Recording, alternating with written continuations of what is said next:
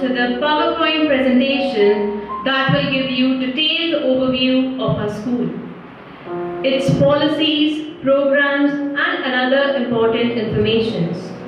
Please direct your attention to this screen. And now, first I would like to call Miss Pia to present her part. Myself Pia Borwa. I am from Assam. I am a mother teacher of Prep 1. I am working here for a year and I am very grateful for having this opportunity. Now I would like to draw your attention towards scholastics and post-scholastics activities. In our school, scholastics activities focus on academic studies and core skill, while post-scholastics activities aim to enhance personal development and life skill through extracurricular activities like sports and cultural events. Now I will say thank you to all the parents who are present here. Your involvement in your child education will definitely make a difference. Now I would like to tell you about the school management. Our Honorable Respected Sir, Mr. Baldev Singh, Mr. Alambir Singh and Mr. Bhagat Prince Singh are the management member of the school. Their roles and contributions and briefly outline their visions for the school. And ending with a call, the action or appreciations for their leadership.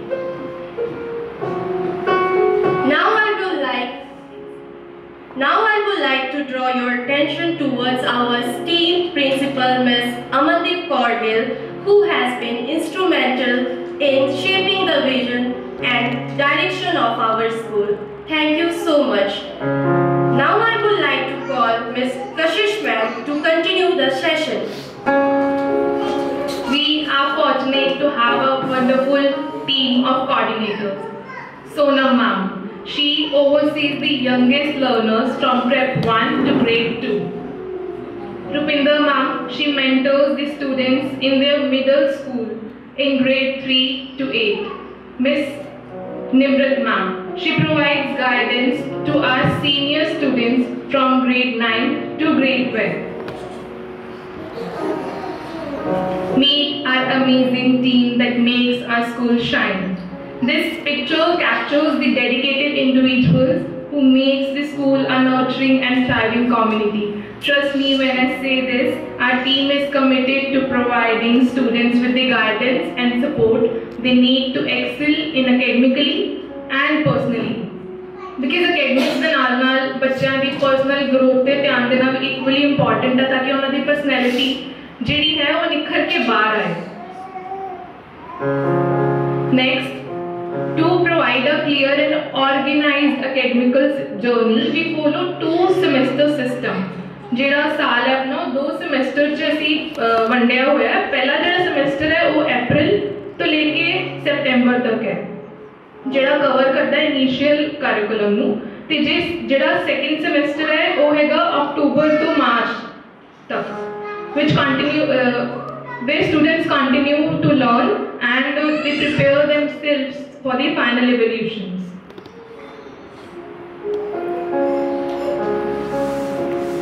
Now we are talking about the curriculum, which is our school is running based on Cambridge curriculum. First we'll talk about subjects. So if I talk about Prep 1, we have 3 subjects: English, Hindi and GA. जिवें आपां कहंदे ने भी घर दी नींव जे strong होवे ना ते मतलब ਜਿਹੜਾ ਘਰ ਹੈ ਉਹ ਡਿੱਗਦਾ ਨਹੀਂ ਹੈਗਾ, ਉਵੇਂ ਹੀ ਬੱਚਿਆਂ ਦਾ ਜਿਹੜਾ ਬੇਸ ਹੈ, ਜੇ ਫਾਊਂਡੇਸ਼ਨ ਹੈ ਉਹ ਸੋਲਿਡ ਹੋਣੀ ਚਾਹੀਦੀ ਹੈ ਤੇ ਉਹ ਫਾਊਂਡੇਸ਼ਨ ਸਟਰੋਂਗ ਹੁੰਦੀ ਹੈ ਸਬਜੈਕਟਸ ਦੇ ਨਾਲ. Next oral work. Oral work ਦੇ ਨਾਲ ਆਪਣੀ ਕਮਿਊਨੀਕੇਸ਼ਨ ਸਟਰੋਂਗ ਹੁੰਦੀ ਹੈ. ਜਿਵੇਂ ਮੈਂ ਕਹਾਂ I have script with me, ਲੇਕਿਨ ਜੇ ਮੈਨੂੰ ਉਹਨੂੰ ਪ੍ਰੈਜ਼ੈਂਟ ਕਰਨਾ ਨਹੀਂ ਆਊਗਾ ਤੇ ਫਿਰ ਕੋਈ ਫਾਇਦਾ ਨਹੀਂ ਹੈ ਉਹ written work the. So we focus on oral work as well. Next, assignments. ਜਿਹੜਾ ਕੁਝ ਵੀ ਕਲਾਸ 'ਚ ਬੱਚਿਆਂ ਨੂੰ ਪੜਾਇਆ ਜਾਂਦਾ ਹੈ ਉਹ assignments ਦੇ ਨਾਲ ਉਹ concepts ਦਿਮਾਗ 'ਚ ਪੱਕੇ ਹੋ ਜਾਂਦੇ ਨੇ ਤੇ ਕਦੇ ਭੁੱਲੇ ਨਹੀਂ ਜਾਂਦੇ ਹੋ, ਤੇ ਸਾਨੂੰ ਪਤਾ ਲੱਗਦਾ ਜਾਂਦਾ ਵੀ ਬੱਚਿਆਂ ਨੂੰ ਜੋ ਵੀ ਪੜਾਇਆ ਜਾ ਰਿਹਾ With that, I would like to call Ms. Tushika ma'am to continue.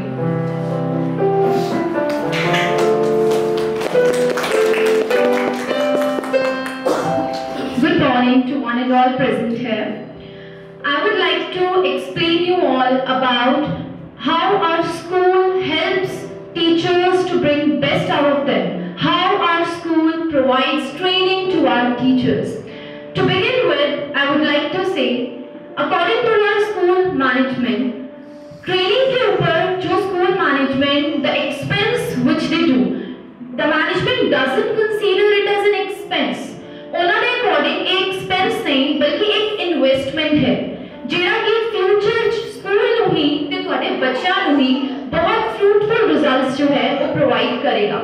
So according to the management, the expense, it is not an expense, it is an investment.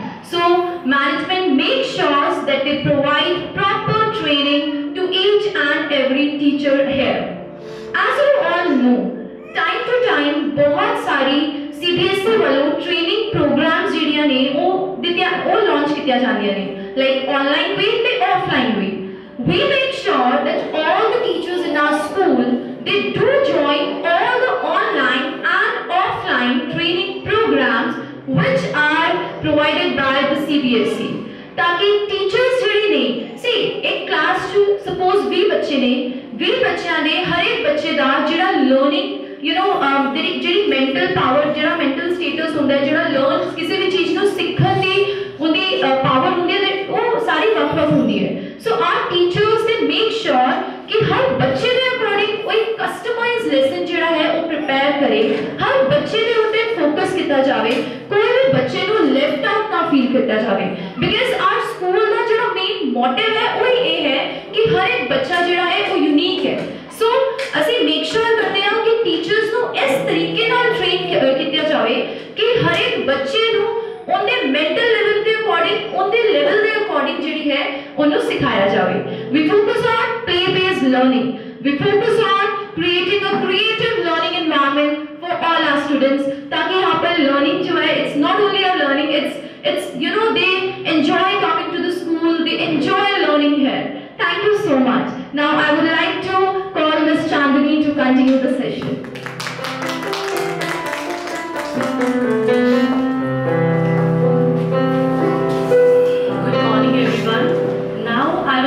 About the teaching methodology. It refers to systematic way in which a teacher delivers their lecture, their content, so they can engage the students in their activities. ਅਸੀਂ ਇਹ prep 1 ਦੇ ਵਿੱਚ English, Maths और GA ਨੂੰ single अगर एक letter ਨੂੰ ਅਸੀਂ introduce करना है तो वो through activity करांगे. Traditional method ਦੇ ਨਾਲ ਅਸੀਂ नहीं पढ़ाਉਂਦੇ. लाइक A for apple पहला बोलिया जाता सी, बट बच्चे ਨੂੰ ਆਪਾਂ टीचर्स दिखाते नहीं सी. ਅਸੀਂ अगर A लेटर करवाना है तो ਉਹਦੇ ਨਾਲ रिलेटेड जो भी ऑब्जेक्ट्स ਅਸੀਂ यूज करांगे बाय द एक्टिविटी करांगे. और अगर मैथ्स ਦੇ ਵਿੱਚ ਅਸੀਂ ਬੱਚਿਆਂ ਨੂੰ इंट्रोड्यूस करवाया है 1 to 10, पहले ਅਸੀਂ ਉਹਨਾਂ ਨੂੰ एक नंबर ਅਸੀਂ थ्रू एक्टिविटी इंट्रोड्यूस करांगे. उस तो बाद लाइक ਉਹਨਾਂ ਨੂੰ रिकॉग्नाइजेशन होगी है ਤੇ ਅਸੀਂ ਉਹਨਾਂ ਨੂੰ biggest, greater and smaller number introduce ਕਰਵਾਉਣਾ ਹੈ. ਤਾਂ ਮੈਂ ਤੁਹਾਨੂੰ ਇਹ ਦੱਸਾਂਗੀ, ਲਾਈਕ ਬੱਚੇ ਨੂੰ ਇੱਕ ਸੀਕੁਐਂਸ ਪਤਾ ਹੈ 1 2 3 4 5. ਫॉर एग्जांपल ਅਸੀਂ ਬੱਚਿਆਂ ਨੂੰ ਇਹ ਪੁੱਛਣਾ, ਇਹ ਸਮਝਾਉਣਾ ਹੈ 4 ਸਾਲ ਦੇ ਬੱਚੇ ਨੂੰ ਅਸੀਂ ਸਮਝਾ ਰਹੇ ਹਾਂ ਕਿ ਸਭ ਤੋਂ ਛੋਟਾ ਨੰਬਰ ਕਿਹੜਾ ਹੈ, ਉਸ ਤੋਂ ਬਾਅਦ ਵੱਡਾ, ਉਸ ਤੋਂ ਕਿਹੜਾ ਹੈ. ਸਪੋਜ਼ ਉਹਨਾਂ ਨੂੰ ਸੀਕੁਐਂਸ ਪਤਾ ਹੈ, ਬਟ ਉਹਨਾਂ ਨੂੰ ਇਹ ਨਹੀਂ ਪਤਾ कि 1 छोटा है, 2 छोटा है, या केड़ा नंबर छोटा है, केड़ा बड़ा है. सीक्वेंस उन्होंने पता है. ਅਸੀਂ ਉਹਨਾਂ ਨੂੰ एक एक्टिविटी मैं प्रिपेयर की है जिसके विच बच्चा रिकॉग्नाइज करेगा कि पहले नंबर 1 आ रहा है, आफ्टर दैट 2 आ रहा है, 3. ਜਿਹੜਾ नंबर बाद च बच्चे को ਅਸੀਂ ਐਵੇਂ ਸਮਝਾ सकते हैं ईजीली कि ਜਿਹੜਾ नंबर बाद च आ रहा है वो छोटा, वो सॉरी वो बड़ा है, उस तो बाद ਜਿਹੜਾ नंबर बोलिया जाएगा वो बड़ा है. सपोज 1 ਤੇ 4 ਦੇ ਵਿੱਚ ਆਪਾਂ ਕੰਪੇਅਰ ਕਰਨਾ ਹੈ. ਬੱਚੇ ਨੂੰ ਇਹ ਪਤਾ ਹੈ ਕਿ ਮੈਂ 1 ਪਹਿਲੇ ਬੋਲਿਆ ਹੈ ਤੇ ਉਸ ਤੋਂ ਬਾਅਦ 2 3 4 ਬਾਅਦ ਚ ਬੋਲਿਆ ਜਾ ਰਿਹਾ ਹੈ, ਤਾਂ ਬੱਚਾ ਈਜ਼ੀਲੀ ਕੰਪੇਅਰ ਕਰ ਸਕਦਾ ਹੈ ਕਿ 4 ਨੰਬਰ ਵੱਡਾ ਹੈ ਤੇ 1 ਛੋਟਾ ਹੈ. ਇਸੇ ਤਰ੍ਹਾਂ ਹੀ ਅਸੀਂ ਜੀਏ ਦੇ ਜਿੰਨੇ ਵੀ ਟੌਪਿਕਸ ਕਰਵਾਉਂਦੇ ਆ like fruits, vegetables, animals, wild animals, water animals, वो सारे ਅਸੀਂ एक एक्टिविटी के रूप में प्रेजेंट करते हैं ताकि बच्चों को सिर्फ ओरली ना दसीए, क्योंकि अगर असी वाटर बेस्ड एक्टिविटी लैके चल रहे हैं तो उन्होंने उस पता चले कि ਜਿਹੜੇ रिमाइंड रहता है एग्जाम्स के विच बच्चों को कि ਜਿਹੜੇ मैम ने करवाए सी लाइक वाटर एनिमल्स तो ਜਿਹੜੇ पानी च रहते एनिमल्स बच्चे ने इस तरह ईजीली प्रैप 1 ਦੇ ਵਿੱਚ ਅਸੀਂ सारी एक्टिविटीज़ के थ्रू लर्निंग करवाते हैं। Now come to the topic academics. We follow the CBSE curriculum. ਜਿਹੜਾ भी साडे CBSE curriculum ਦੇ ਵਿੱਚ जिन्ना भी सिलेबस आਉਂਦਾ है उस तो इलावा ਅਸੀਂ मॉरल वैल्यूज़ के लिए स्टोरीज करवाते हैं बच्चों को। पहले सानू स्टोरीज करवाई जाती सी सिर्फ ओरली, हुण असीं बच्चों को ओरल के नाल प्रैक्टिकल करके दिखाते हैं। जिवें कि थर्स्टी क्रो है तो ही पुरानी, बट असीं बच्चों को नवे प्रैक्टिकल मैथड नाल करवा रहे हैं ताकि बच्चों को सिर्फ ये ना रहे कि ये भी कोई स्टोरी सी, ये अच्छा बल्कि प्रैक्टिकली बच्चों को याद रहेगा कि एवं भी होया सी उस स्टोरी दे विच, ताकि बच्चों को मॉरल वैल्यूज भी डेवलप करवाई जाए। Now come the topics of remedial classes. किसी भी रीजन तो अगर कोई बच्चा क्लास के विच सिलेबस च या किसी भी टॉपिक पे पीछे रह गया है तो असीं उन्हां नूं रेमेडियल क्लासेस प्रोवाइड करते हैं। Thank you. Now I would like to invite Ms. Kirti for the further discussion. हम बुक्स में पढ़ा देते हैं स्टूडेंट्स को, बहुत सारा मटेरियल भी उनके पास होता है, बट समहाउ हमें होता है कि हमें उस टॉपिक के लिए हमें ब्रीफली कुछ नॉलेज गेन करनी है, तो हम स्कूल में स्टूडेंट्स को लाइब्रेरीज में जो है वो टाइम स्पेंड करवाते हैं और अलॉन्ग विद दैट हम उनको मल्टीमीडिया सेंटर भी प्रोवाइड करवाते हैं, जिसमें स्टूडेंट्स को अगर किसी भी टॉपिक से रिगार्डिंग कुछ और इन्फॉर्मेशन उनको गेन करनी है तो वो वहाँ पे जाके उस वर्क पे रिसर्च कर सके completely. After that, we also provide laboratories. Traditional methods में क्या होता था, लाइक जो भी हमें टॉपिक्स करवाने हैं, फॉर एग्जाम्पल अगर मैं साइंस का कोई टॉपिक उठाती हूँ तो मैं उस टॉपिक को हमने ठीक है हमने बुक से उनको रीड करवा दिया और स्टूडेंट को समझ में भी आ गया, बट एक टाइम के बाद में हो सकता है कि उनको वो टॉपिक रिमाइंड ना रहे। According to psychology, there is a psychologist Piaget and John Dewey who says कि हमें बच्चों को लर्निंग बाय डूइंग करवाना चाहिए, जिससे अगर बच्चा कुछ करके सीखता है तो बहुत लॉन्ग टाइम तक उनको लर्न रहता है।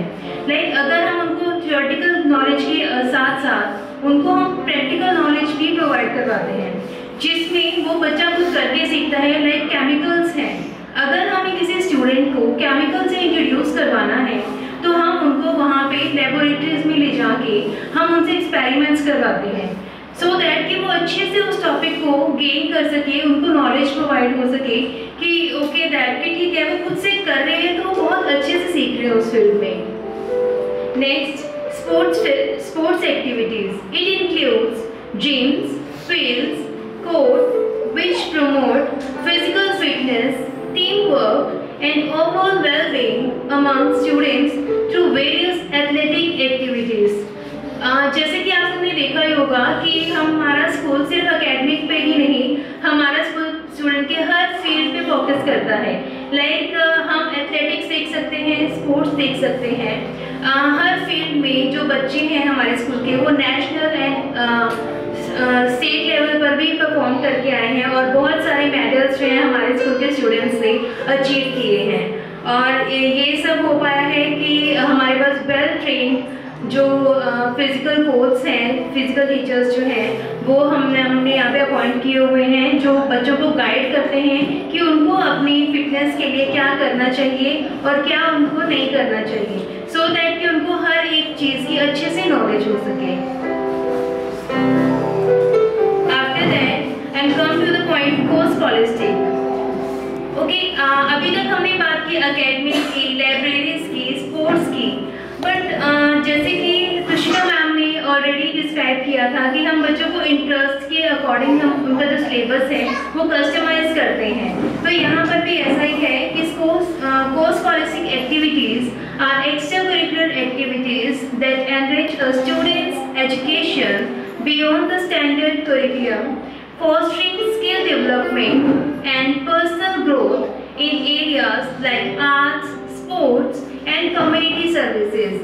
अब लाइक जैसे कि हमारे फिंगर्स जो हैं वो सेम साइज की नहीं होती, सेम एज दिस कि किसी भी स्टूडेंट का इंटरेस्ट जो है वो हर फील्ड में अच्छा हो इज नॉट दैट इम्पॉर्टेंट.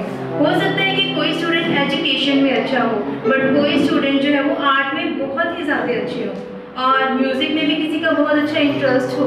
तो हम सिर्फ वन फील्ड पे फोकस ना करके हम उस स्टूडेंट के इंटरेस्ट के अकॉर्डिंगली उनको जो है एजुकेशन प्रोवाइड करवाते हैं कि उनकी टाइम टू टाइम उनकी म्यूजिक क्लास भी लगती रहती है और कंप्यूटर पर भी उनको फोकस किया जाता है, उनकी आर्ट क्लासेस, उनकी विजुअल आर्ट.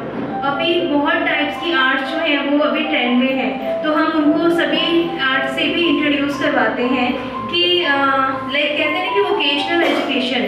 तो हम बच्चों को कहीं ना कहीं वोकेशनल एजुकेशन भी प्रोवाइड करवाते हैं सो दैट कि स्टूडेंट को एक खुद में एक मोटिवेशन आए कि यस कि हाँ मैं ये कर सकता हूँ. उनके पास एक ऑप्शन हो कि हाँ मुझे ये चीज़ में मैं बहुत अच्छा हूँ और वो अपनी खुद की जो एबिलिटीज़ हैं वो उनसे खुद को इंट्रोड्यूस करवा सकें. लाइक हमें उनको कंपैरिजन करके हमें उन्हें डिमोटिवेट नहीं करना है, हमें उनको मोटिवेट करना है कि आप इस फील्ड में बहुत अच्छे हैं. इसलिए हम उनको हर फील्ड में मोटिवेट करते हैं स्टूडेंट्स को कि आपको इस चीज़ के लिए कैसे किस चीज़ के स्टेप बाय स्टेप उनको गाइड करते हैं कि आपने इस चीज़ को कैसे इम्प्रूव करनी है. After that sports activities. First of them, team sports. Team sports like soccer, basketball and volleyball teach students the importance of teamwork, communication and strategic thinking while promoting physical health. ठीक है कि team work में क्या होता है कि जो individuals हैं वो एक साथ प्ले करते हैं, उसमें उनके अंदर एक भावना जो है वो आती है कि हमने एक टीम होके फिर हमने हमारे लिए कुछ करना है. लाइक जो टीम हमने देखा है कि हमारा जो नेशनल स्पोर्ट है वो हॉकी है. क्या हॉकी वन पर्सन के साथ में प्ले कर सकते हैं? नेवर. अगर वो आज एक इतने अच्छे लेवल पे ग्रो कर रही है तो वो इसीलिए क्योंकि वहाँ पे टीम वर्क है. अगर किसी टीम में सभी पर्सन एक दूसरे से कनेक्ट नहीं हो पा रहे हैं तो वो टीम वर्क में अच्छे से वर्क ही नहीं कर पाएंगे. तो हम अभी से ही स्टूडेंट्स में एक टीम वर्क की जो फीलिंग है वो हम उनको ध्यान में रख के बच्चों को उस चीज़ के लिए मोटिवेट करते हैं कि बच्चों में एक टीम वर्क भी आए सो दैट कि वो एक दूसरे से जेलस ना हो, वो एक दूसरे को मोटिवेट करें. अगर समटाइम्स ये होता है कि ये ज़रूरी नहीं होता कि हम हमेशा विन ही करें. समटाइम्स ये होता है कि ठीक है हम ट्राई कर रहे हैं उस चीज़ के लिए तो हम एक दूसरे को मोटिवेट करते हैं कि आप सबने मिलकर कैसे हमें सक्सेसफुल होना है इस फील्ड में. Second is individual sport. These are athletic activities where competitors perform alone, focusing on personal skills and endurance rather than teamwork like running, swimming or tennis. As I earlier told you that we have well-trained sports teacher जो उनको guide करते हैं कि कैसे उनको उस field में अच्छे से वर्क करना है. लाइक अभी मैंने बताया आपको कि टीम वर्क में जो है स्पोर्ट्स होती हैं लाइक हॉकी, क्रिकेट, उन सब पे भी वर्क होता है. इसके साथ साथ हमारे स्पोर्ट्स टीचर स्टूडेंट को इंडिविजुअल स्पोर्ट के साथ भी इंट्रोड्यूस करवाते हैं. लाइक स्विमिंग भी उनको करवाते हैं और स्केटिंग भी उनको करवाया जाता है स्कूल में, जिससे उनकी जो फिटनेस है उन पे भी हम फोकस कर सकें. Next is physical fitness program. The ability to perform daily activities with alertness, without undue fatigue and with enough energy to enjoy leisure and cope with unforeseen emergencies. We also focuses on their fitness program. Sometimes ये होता है कि student play कर रहे हैं, बहुत अच्छे से प्ले कर रहे हैं, बट हमें उनसे ये भी गाइड करना है कि आपको प्ले करना है विदाउट एनी फैटिग. आपको बिना थके आपने इसमें कैसे वर्क करना है. उनकी डाइट का और उनकी जो प्रॉपर स्लीप है उसके लिए भी हमारे स्पोर्ट्स टीचर उनको गाइड करते हैं.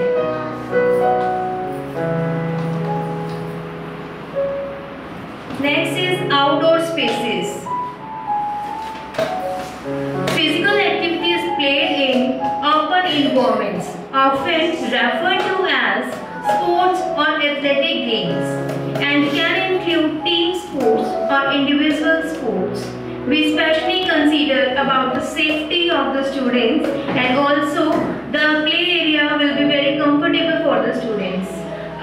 Like अभी वेदर भी चेंज हो रहा है या कुछ भी है, तो हम उसमें भी बच्चों का पूरा ध्यान रखते हैं कि उनको वेदर से कुछ इन्फेक्शन ना हो, और प्रॉपरली हाइजेनिक तरीके से उनको इंट्रोड्यूस करवाई जाती है सभी गेम्स को।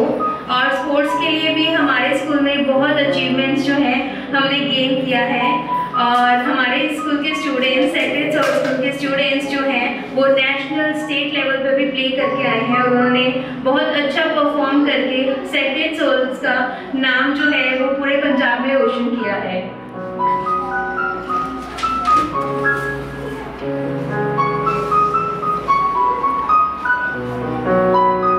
Next is, as you all know that we have organized sports meet in last December, Ebullience 2024-25। उसमें सिर्फ ये नहीं है कि हम सीनियर स्टूडेंट्स को ही आगे लेके आ रहे हैं, उसमें हमने प्रेप 1 से ही गेम्स जो है वो प्लान की होती है कि लाइक जो बिल्कुल बिगनर्स हैं उनको भी हम स्पोर्ट्स में आगे लेके आए, क्योंकि फिटनेस प्रोग्राम तो उनके लिए भी हम ऑर्गेनाइज करते हैं। लाइक जो प्रेप 1 के स्टूडेंट्स हैं, हम उनके लिए उनके इंटरेस्ट और उनकी कैपेबिलिटी के अकॉर्डिंग ही गेम्स प्लान करते हैं, सो दैट कि वो अभी से ही स्पोर्ट्स के साथ जो है वो खुद को कंफर्टेबल फील करे, और वो बहुत ही अच्छे से परफॉर्म भी करते हैं। और उस एबुलियंस 2024-25 में भी हमारे स्कूल के स्टूडेंट्स ने बहुत अच्छा परफॉर्म करके स्कूल का नाम रोशन किया है और बहुत अच्छे से परफॉर्म किया है। सभी स्टूडेंट्स ने एक अच्छी पोजीशन भी अचीव की थी। Thank you for this. Now I would like to invite miss Sonam.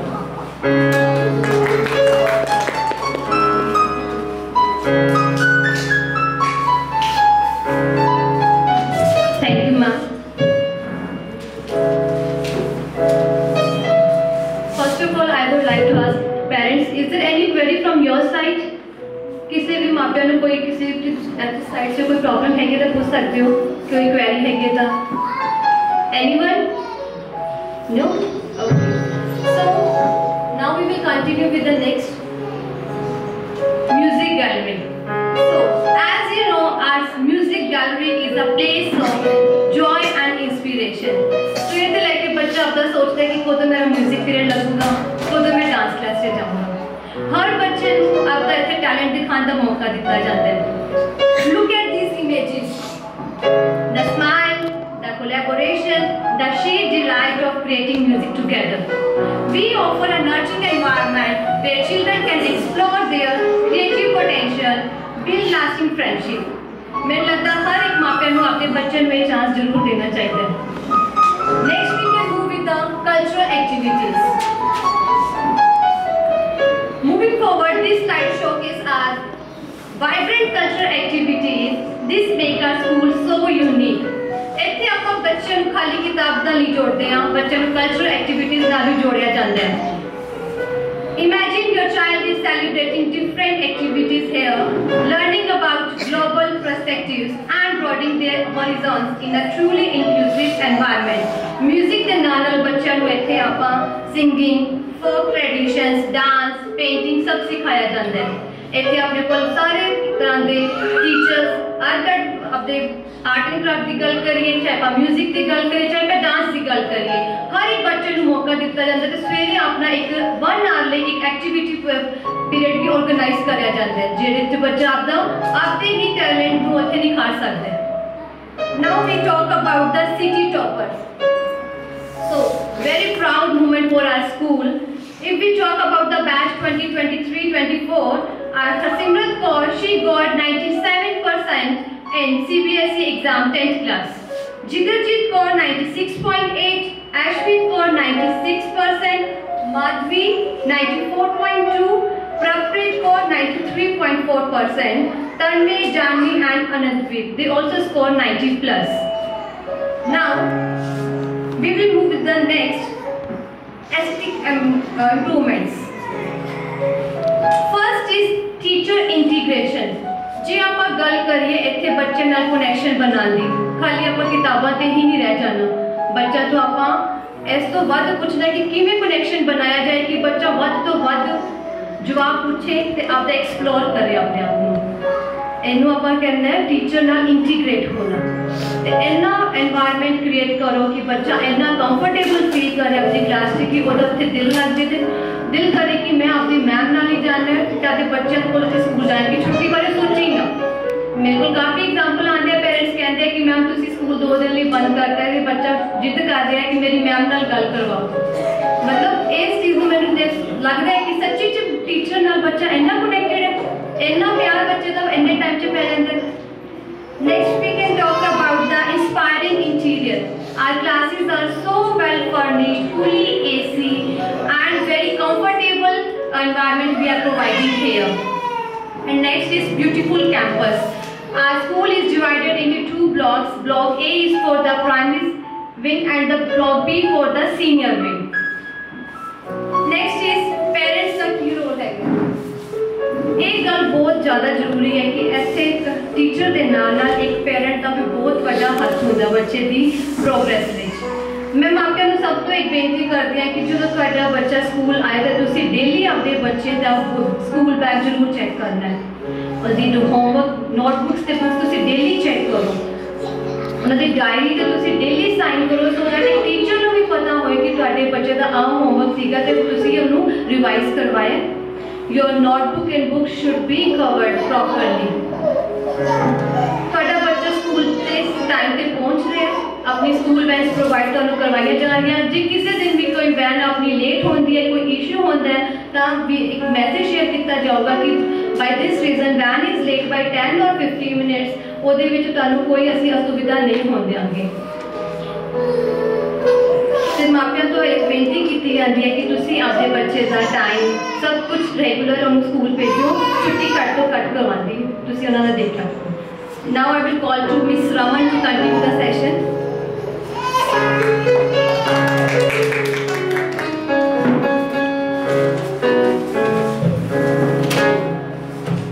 Thank you, ma'am.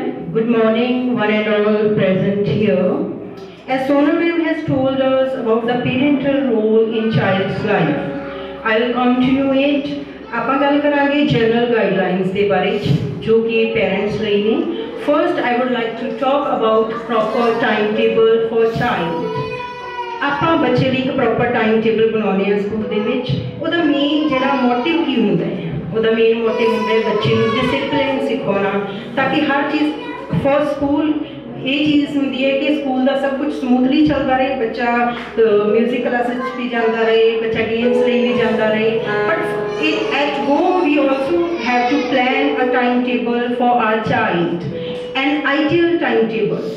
What do you mean by ideal timetable? ਜਿਹੜਾ ਟਾਈਮ ਟੇਬਲ ਉਹਦੀਆਂ ਹੈਬਿਟਸ ਨੂੰ, ਉਹਦੀ ਇੰਟਰਸਟ ਨੂੰ, ਮਤਲਬ ਉਹਦੀਆਂ ਹਰ ਇੱਕ ਚੀਜ਼ ਨੂੰ, ਉਹਦੇ ਨਾਲ ਹੌਬੀਜ਼ ਵੀ ਉਹਦੀਆਂ ਪੂਰੀਆਂ ਹੋ ਜਾਣ ਔਰ ਉਹ ਆਪਣੀ ਸਟੱਡੀਜ਼ ਨੂੰ ਵੀ ਕੰਟੀਨਿਊ ਕਰ ਪਾਏ। ਟਾਈਮ ਟੇਬਲ ਤੁਸੀਂ ਕਿੱਦਾਂ ਬਣਾਉਣਾ ਹੈ? ਟਾਈਮ ਟੇਬਲ ਦੇ ਵਿੱਚ ਫਸਟ ਜਿੱਦਾਂ ਬੱਚਾ ਕਿੰਡਰਗਾਰਟਨ ਦਾ ਬੱਚਾ ਹੈ, ਸਭ ਤੋਂ ਪਹਿਲਾਂ ਤੁਸੀਂ ਇਹ ਵੇਖਣਾ ਹੈ ਕਿ ਬੱਚੇ ਦਾ ਬੈਡ ਟਾਈਮ ਤੇ ਵੇਕ ਅਪ ਟਾਈਮ ਪ੍ਰੋਪਰ ਹੋਵੇ। ਉਹ ਕਿੱਦਾਂ? ਜੇ ਅਗਰ ਬੱਚਾ ਨੀਂਦ ਪੂਰੀ ਲੈ ਰਿਹਾ ਹੈ तो ऑब्वियस है कि बच्चा हर चीज़ के ऊपर फोकस कर पाएगा। अगर बच्चा नींद ही पूरी नहीं कर रहा तो बच्चा इरिटेट होएगा, वो किसी चीज़ के ऊपर फोकस नहीं कर पाएगा। फर्स्ट थिंग है कि बच्चे के लिए बेड टाइम ते वेकअप टाइम प्रॉपर होना चाहिए बच्चे का। नेक्स्ट वी कैन प्लान कि 8 to 2 बच्चा स्कूल च रहिंदा है। अगर बच्चा 3 o'clock घर पहुँचता है या 2:30 तक पहुँचता है तो 1 hour तो एटलीस्ट अपन वो रिलैक्सेशन लिए देना ही चाहिए है। आफ्टर दैट बच्चा अपना होमवर्क करता है तो होमवर्क के लिए भी अपना प्रॉपर एक प्लान होना चाहिए कि बच्चा कितना टाइम रीड करेगा, कितना टाइम राइट करेगा। और सिर्फ आप बच्चे को इदा भी नहीं है कि किताबी कीड़ा बनाना है कि हाँ जी बच्चे को 2 घंटे रेगूलर, आप किंडरगार्टन के बच्चे को 2 घंटे रेगूलर पढ़ने लिए नहीं कह सकते। सो अपने प्लान इदा का होना चाहिए कि बच्चा खेड भी लवे तो नाल कुछ सीख भी लवे, राइट। सो आउटडोर एक्टिविटीज़ भी उस इनवॉल्व होनी चाहिए ने, जिदा बच्चे डेली गली गुआढ़ के बच्चों नाल खेडण लई जरूर भेजो। अगर उत्थे नहीं, अगर बच्चा थोड़ा वड्डा है तो हर पिंड दे विच, हर शहर के अजकल स्टेडियम है, कोचेस भी आते हैं, तो फिजिकल एक्टिविटी लिए भी बच्चे को जरूर भेजो। सो टाइम टेबल तुसी ये मैनेज करना है। अगर तुसी शुरू तो बच्चे को ये सिखा दो कि हाँ जी बेटा 1 घंटा तुसी पढ़ना है या 1.5 घंटा तुसी पढ़ना है, उस तो बाद तुसी स्टेडियम जाना है, ग्राउंड जाना है खेलने के लिए, तो बच्चे का रूटीन ना ऑटोमेटिकली उदा दा हो जाएगा। तो ज़्यादा तो ज़्यादा 1 मंथ वो इन्वेस्ट करना पड़ेगा अपना टाइम, उस तो बाद बच्चा हैबिचुअल हो जाएगा उस चीज़ लिए। Next I would like to talk about encourage child to keep interest. तो बच्चे का इंटरस्ट है जोड़ा वो आप किवें बनाई रखना है। मान लो बच्चे का इंटरस्ट है गेम्स के विच, तो आप उसनों फोर्स कर रहे हैं कि हाँ जी तुम स्टडी करो, फर्स्ट आना है, तुम never compare your child to other children. So दूसरे बच्चों नाल कंपेयर ना करो। तुहाडा बच्चा हो सकता है स्पोर्ट्स के विच बहुत अच्छा है, तो फ्यूचर के अगर तुम उसनों अच्छे सपोर्ट देंदे हो, अच्छी तरह कोऑपरेट करते हो, तो फ्यूचर के विच बहुत अच्छा प्लेयर बन सकता है। बट अगर तुम एक अच्छे प्लेयर को एक गेम्स के विच अच्छे बच्चे को तुम ये कहते रहोगे कि एकेडमिक के विच तुसी बेस्ट करना है, तो बच्चे का उधर इंटरस्ट घट है, तो दूसरे पासे तुसी उन्होंने मतलब टाइम नहीं दे रहे या उसको सपोर्ट नहीं करे, तो बच्चा दोनों पासों किते ना किते लैग करेगा और वो खुद तो सैटिस्फाई भी नहीं हो पाएगा। फिर सो आप बच्चे को सक्सैसफुल बनाना है, तो बच्चे का जिस चीज़ के विच इंटरस्ट है ना, बच्चे को उस चीज़ के विच फोकस करवाओ, उस चीज़ के विच उसको अपॉर्चुनिटीज दो। नेक्स्ट है assist the child to follow the school norms.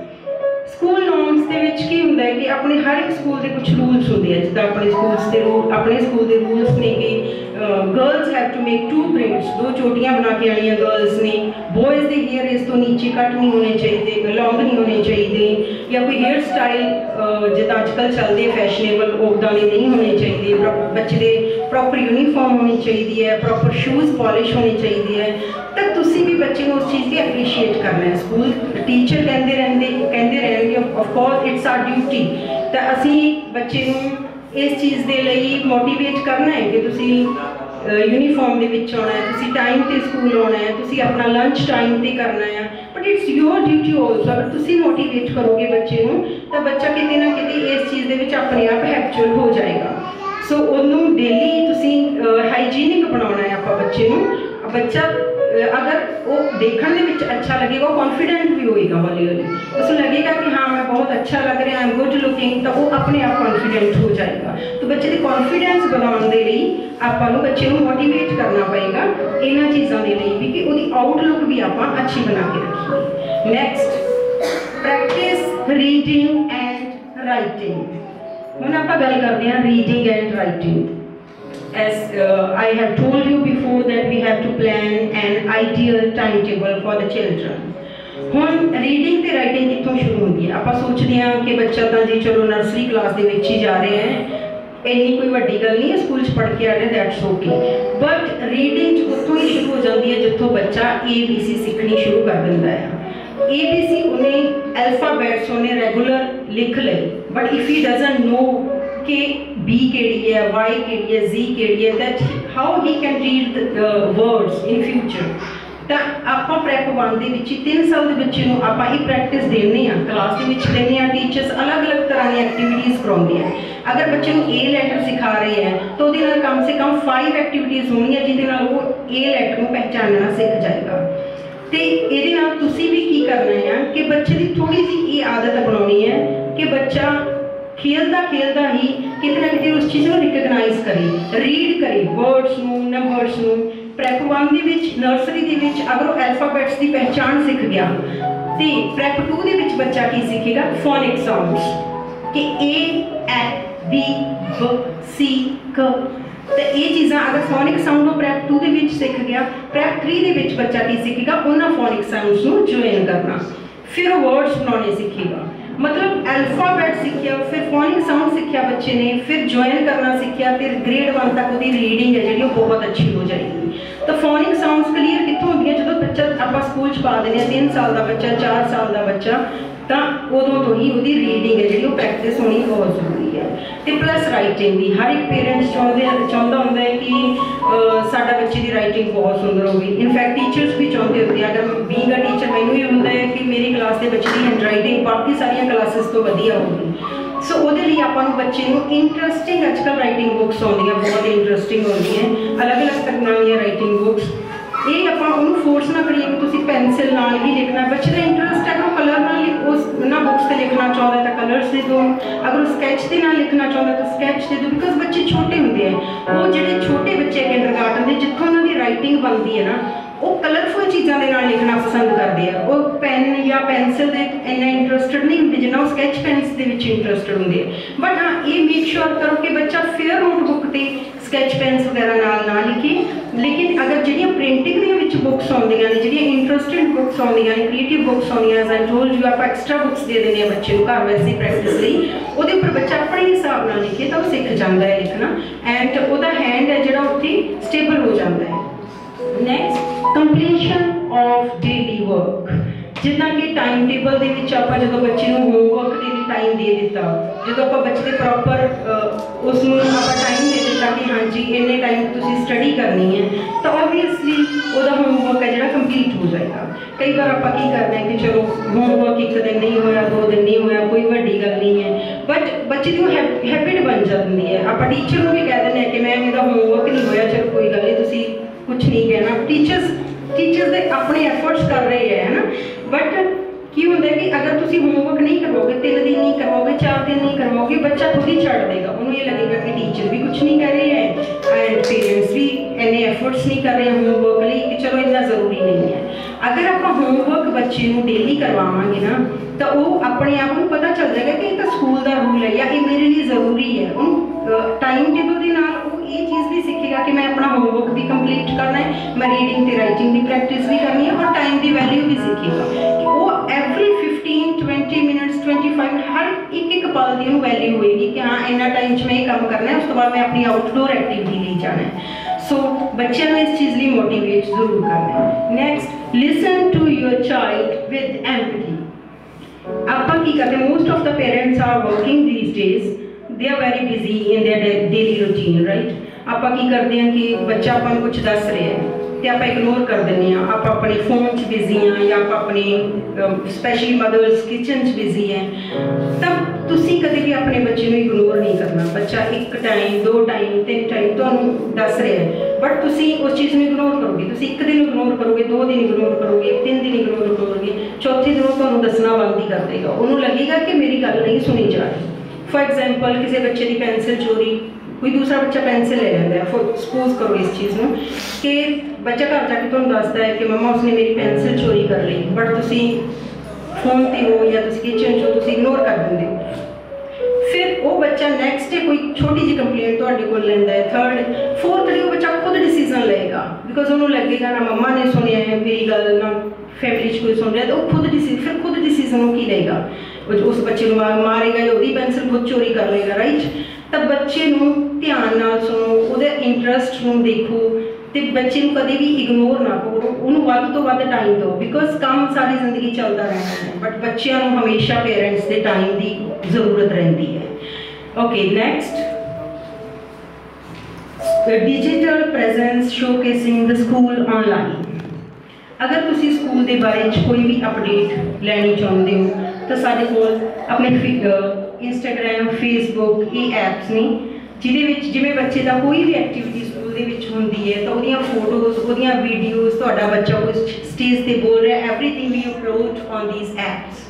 तो ये तुसी अपनी फीडबैक बाय कमेंटिंग अस दे सकते हो, एंड तुसी सोशल मीडिया ऑलरेडी हमेशा ट्रैक करते रहना है, बिकॉज अगर तुसी सोशल मीडिया तो कुछ चीज़ां इहो जिहियां होंदियां जिद्दां अपना स्कूल ऐप है, स्कूल ऐप के आप मार्क्स अपलोड करते हैं बच्चे के जिन्हें टेस्ट होंगे होमवर्क अपलोड करते हैं। कई बार बच्चा घर जाके कह दिंदा मेरे तो फुल मार्क्स आए हैं, या कहता अज तो साडा टेस्ट ही नहीं होया ना। You can check it in the school app, तो तुसी ट्रैक रखना है रेगूलर इन्हां चीज़ों की। तुसी हमेशा बच्चे के जिहड़े स्कूल ऐप है उसनूं उहदी ID पासवर्ड तुहानूं स्कूल वालों प्रोवाइड किया जाएगा, तुसी डेली का होमवर्क क्लास वर्क चैक करना है।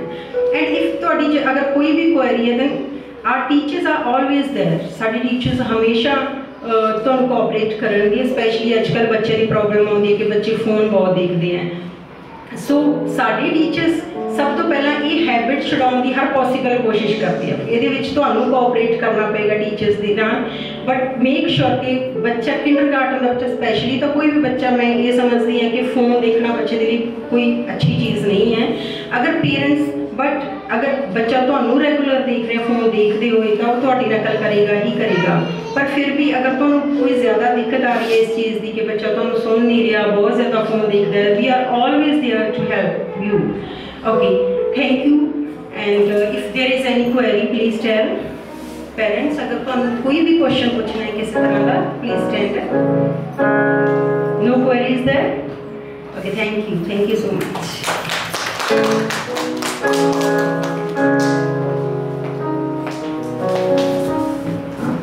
Thank you for that informative information.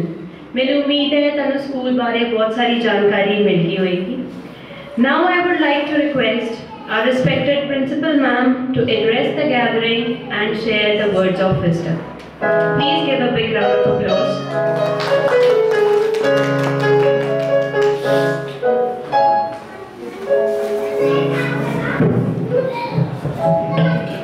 Good morning, respected management, dear parents, respected teachers and staff. It is truly a pleasure to welcome you all here today. Seeing so many parents take the time to attend this parents orientation program fills me with gratitude and confidence that together we are shaping a bright future for our children. First and foremost, I sincerely thank each of you for your presence and commitment. Your involvement in your child's education is not just important, it is invaluable. At Sacred Soul School, we believe that a child's success is a shared responsibility between school and parents. It is this partnership that fosters excellence, builds character, and nurtures young minds to grow into responsible and confident individuals. Today's session was carefully planned to provide you with a clear understanding of our curriculum, teaching methodologies, and various activities that contribute to your child's overall development. We hope that through this interaction, you have gained insights into how we work hand in hand to provide the best learning experience for your children. I would also like to take a moment to appreciate our dedicated teachers and staff who put their heart and soul into ensuring that every child receives the attention, guidance, and encouragement they need. Their unwavering commitment is what makes Sacred Souls a place where learning is not just about books, but about holistic growth, creativity, and lifelong values. My dear parents, ਜਿਹੜਾ ਰਸਤਾ ਹੈ education ਦਾ ਆਪਣਾ parents ਦਾ ਤੇ ਸਾਡਾ school ਦਾ ਇੱਕੋ ਹੀ ਗੋਲ ਹੈ, ਇੱਕੋ ਹੀ role ਹੈ ਤੇ ਇੱਕੋ ਹੀ ਪਾਥ ਹੈਗਾ।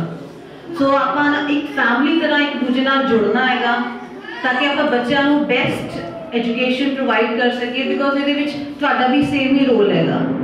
ਸੋ any queries, any problems you ever face, ਤੁਹਾਨੂੰ ਕੋਈ ਵੀ ਪ੍ਰੋਬਲਮ ਆਉਂਦੀ ਹੈ ਅੱਗੇ ਤਾਂ ਆਪਾਂ ਇੱਕ ਫੈਮਿਲੀ ਤਰ੍ਹਾਂ ਜੁੜੇ ਹੋਏ ਹਾਂ, ਤੁਸੀਂ ਸਾਨੂੰ ਦੱਸੋ, ਅਸੀਂ ਤੁਹਾਨੂੰ ਇੱਕ ਹੈਲਪਲਾਈਨ ਨੰਬਰ ਪ੍ਰੋਵਾਈਡ ਕਰਵਾਵਾਂਗੇ।